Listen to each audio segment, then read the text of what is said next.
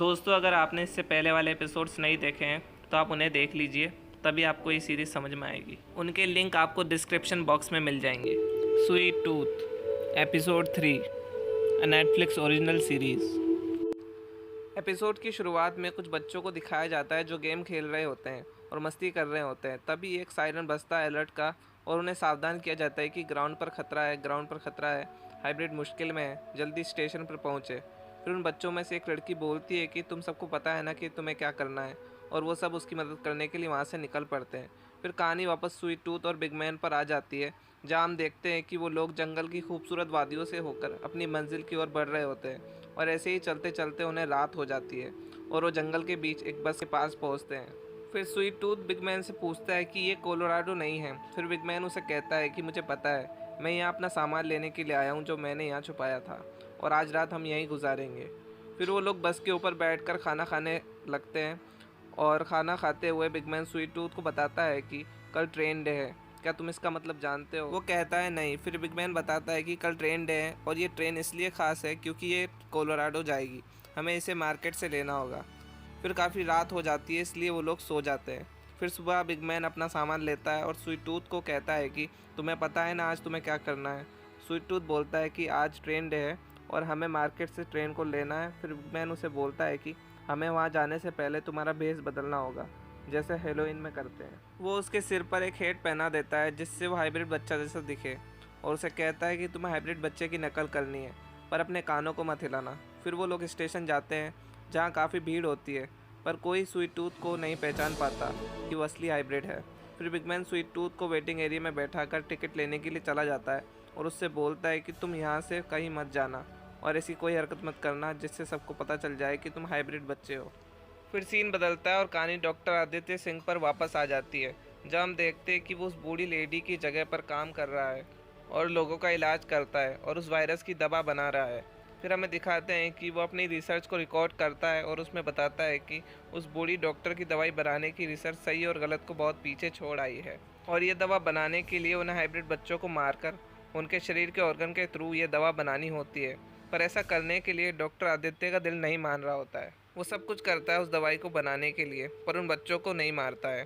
पर उनके बिना वो दवाई भी नहीं बन पाती है, इसलिए वो बहुत ही ज़्यादा परेशान रहता है क्योंकि उसकी वाइफ को ये बीमारी है, और अगर वो उसे एक सही और कंप्लीट दवा नहीं देगा तो वो मर जाएगी। अब क्योंकि आज सर्वाइवर्स डे है, इसलिए उसकी वाइफ तैयार हो रही होती है और डॉक्टर से कहती है कि पार्टी से पहले ही शुरू हो गए क्या, क्योंकि वो ड्रिंक कर रहा होता है।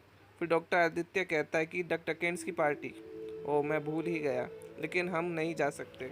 उसकी वाइफ रानी बोलती है कि आज सर्वाइवर्स डे है, अगर आज नहीं गए तो आदि वो हमारा सर खा जाएंगे। आदित्य कहता है कि तो ठीक है, कहने दो, तुम पूरी तरह से ठीक नहीं हुई हो। उसकी वाइफ बोलती है कि मैं उन्हें इन्फेक्ट नहीं करूँगी, दवा का असर अभी तक ख़त्म नहीं हुआ है। आदित्य बहस करता हुआ कहता है कि पर सिम्टम्स तो है ना, सबको पता चल जाएगा कि तुम इन्फेक्टेड हो। पर उसकी वाइफ उसे जाने के लिए मना लेती है। फिर वो लोग पार्टी में जाते हैं और वहाँ और भी लोग होते हैं जो पार्टी में आए हैं। फिर ऐसे ही पार्टी और एन्जॉयमेंट चल रहा होता है। इसी बीच आदित्य की वाइफ रानी की छोटी उंगली हिलने लगती है, जो इस बात का संकेत होता है कि यह इंसान इन्फेक्टेड है और हमें इससे दूर रहना है। फिर आदित्य उसकी उंगली को अपना हाथ उसके हाथ पर रखकर छुपा देता है और किसी को पता नहीं चलता। फिर कुछ देर बाद एक ओल्ड मैन की उंगली हिलने लगती है, तो उसकी वाइफ उसे देख लेती है और सिक्योरिटी से कहकर उसे पकड़ लेती है और उसका टेस्ट करवाती है, जिसमें वो पॉजिटिव पाया जाता है। तो सिक्योरिटी उसे टेप से चेयर सहित बांध देती है और सब लोग बाहर आ जाते हैं और उस घर को जला देते हैं जिसमें पार्टी हो रही थी, और वो ओल्ड मैन भी उसमें जल जाता है। ये सब देखकर रानी काफ़ी ज़्यादा घबरा जाती है और मायूस हो जाती है। फिर सीन बदलता है और हम देखते हैं कि स्वीट टूथ वहीं वेटिंग रूम में बैठा हुआ है और बिगमैन का इंतज़ार कर रहा है। फिर वहीं स्टेशन के पास कुछ बच्चे खेल रहे होते हैं, तो वो उन्हें देखकर उनके पीछे चल पड़ता है, और वो बच्चे हाइब्रिड बच्चों के पुतलों पर निशाना लगाकर उन्हें मार रहे होते हैं। ये सब देखकर स्वीट टूथ काफ़ी ज़्यादा घबरा जाता है और उसके कान हिलने लगते हैं, और अचानक एक लड़की उसके पीछे हाथ रखती है और स्वीट टूथ डरता हुआ कहता है कि मैं नॉर्मल बच्चा हूँ, देखो मैं बोल सकता हूँ। ये लड़की वही है जो अपन को शुरुआत में दिखाई गई थी। फिर वो उसे कहती है कि हाँ मुझे दिख रहा है कि तुम कौन हो, और वो समझ जाती है कि ये एक हाइब्रिड बच्चा है। फिर वो उससे पूछती है कि तुम यहाँ अकेला आए हो क्या, पर वो उसे कुछ जवाब नहीं दे पाता, और वो कहती है कि आओ मेरे साथ चलो, और उसे ले जाने लगती है। तभी पीछे से बिग मैन आ जाता है और कहता है कि मैंने तुम्हारे लिए कोलोराडो की टिकट ले ली है और यहाँ से चलो। फिर स्वीट टूथ उससे कहता है कि तुम मेरे साथ नहीं आ रहे हो क्या? तो बिग मैन उससे बताता है कि नहीं, मैं तुम्हें ट्रेन में बैठा दूंगा, आगे तुम खुद संभाल लेना। फिर बिग मैन वापस वेटिंग रूम में बैठा देता है और ख़ुद अपनी दवाई लेने के लिए चला जाता है, जहाँ वो एक बूढ़ी लेडी से पूछता है कि रिची कहाँ है, मुझे उससे अपनी दवाई लेनी है, उसकी दुकान कहीं दिख नहीं रही है। तो वो कहती है कि सिक्योरिटी ने उसे भगा दिया। फिर ट्रेन के आने का टाइम हो जाता है और बिग मैन और स्वीट टूथ बाहर जाकर ट्रेन के आने का वेट करते हैं। वहीं दूसरी तरफ वहाँ की सिक्योरिटी कुछ बड़े बड़े बॉक्सेस को लेकर एक ट्रेन के डिब्बे में रख रही होती है, जिन्हें देखकर स्वीट टूथ बिग मैन से बोलता है कि तुम जो कैंडी खाते हो, लगता है वो उन गार्ड्स को बहुत ज़्यादा पसंद है। कैंडी से उसका मतलब था बिग मैन की दवा। फिर बिग मैन उससे कहता है कि अभी एक काम करना और बाकी है, और उसे वहाँ से इन बॉक्सेस की तरफ ले जाता है और वो उस ट्रेन के डब्बे में जाते हैं जहाँ वो दवाई रखी हुई है। और वो स्वीट टूथ को कहता है कि इनमें से सूंघ कर वो दवाई बताओ जिसे मैं लेता हूँ।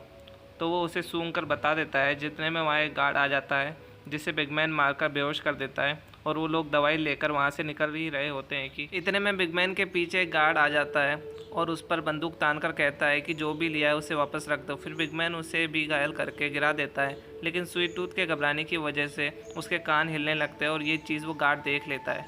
फिर बिग मैन और स्वीट टूथ जल्दी से भागकर ट्रेन पकड़ने लगते हैं, क्योंकि वो ट्रेन जल्दी ही निकलने वाली है। फिर बिग मैन स्वीट टूथ को ट्रेन में बैठाता है और कहता है कि सबसे कोने वाली सीट पर बैठना और कोई हरकत मत करना। फिर स्वीट टूथ उससे पूछता है कि मैं वहाँ जाके क्या करूँगा। फिर बिग मैन बोलता है कि तुम स्वीट टूथ हो, तुम कुछ ना कुछ ज़रूर कर लोगे। फिर इतने में ही वो गार्ड जो घायल था वो वहाँ आ जाता है और चिल्लाता है कि उसे रोको, वो एक हाइब्रिड बच्चा है और उसे पकड़ो। फिर वहाँ के सिक्योरिटी गार्ड बिग मैन और स्वीट टूथ को पकड़ लेते हैं और वो दोनों खुद को छुड़ाने की कोशिश करते हैं, पर छूट नहीं पाते हैं और गार्ड उनके हाथ बांधकर उन्हें जंगल के रास्ते से कहीं ले जा रहे होते हैं। जितने में उन पर कुछ लोग हमला करते हैं, जिन्होंने अपने मुंह पर अजीब सा मास्क लगा रखा होता है।